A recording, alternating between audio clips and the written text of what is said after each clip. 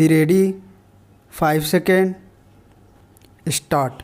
The appellant filed an application for grant of compensation on the premise that they suffered damages owing to the acts of rashness and negligence in driving on the part of the respondent number 2, the owner of the vehicles, as also the driver thereof, were thus principally liable to pay compensation to the dependents of the deceased. Stop. A contract of insurance is a contract of indemnity.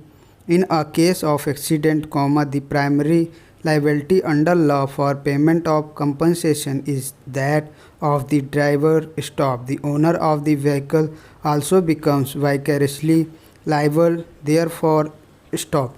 In a case involving a third party of the contract of insurance in terms of Section 147 of the Motor Vehicles Act, 1988, providing for a compulsory insurance, the insurer becomes statutorily liable to indemnify the owner.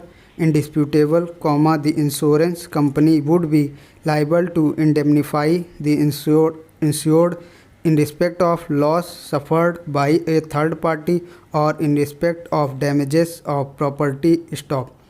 In a case, therefore, where the liability is fastened upon the insurer, the insurer would be bound to indemnify the insured unless the exceptions contained in Section 149 of the Act are attracted. Stop. Parachain.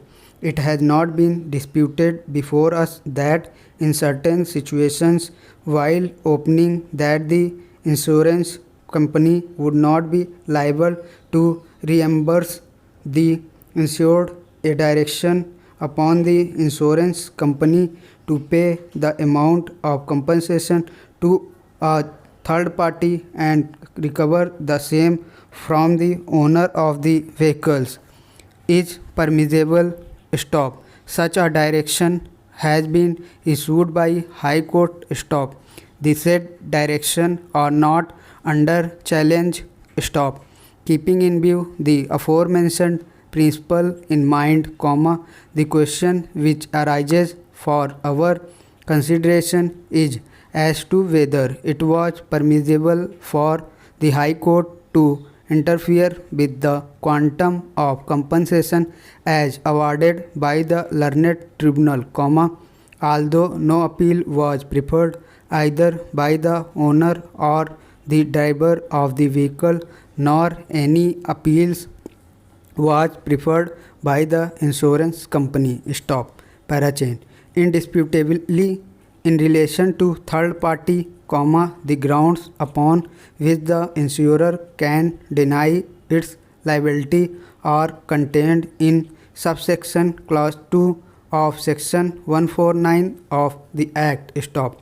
Ordinarily and subject to just exceptions, the insurance company would have no right to question the quantum of compensation in absence of any leave having been granted in its favor in terms of Section 170 of the Act. Stop.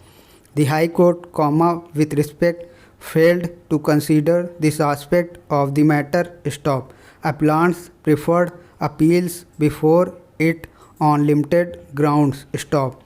Their contentions could have been rejected or accepted. Stop. The High Court, however, could not have considered the contention raised on behalf of the respondent number 3, which was not available to them in law. Stop. It was legally impermissible for the respondent number 3 to question a finding of fact arrived at by the tribunal, taking umbrage under Order 41, Rule 33 of the Code of Civil Procedure, or otherwise it is well settled that what cannot be permitted to be done directly, cannot be permitted to be done indirectly. Stop. Thanks for watching.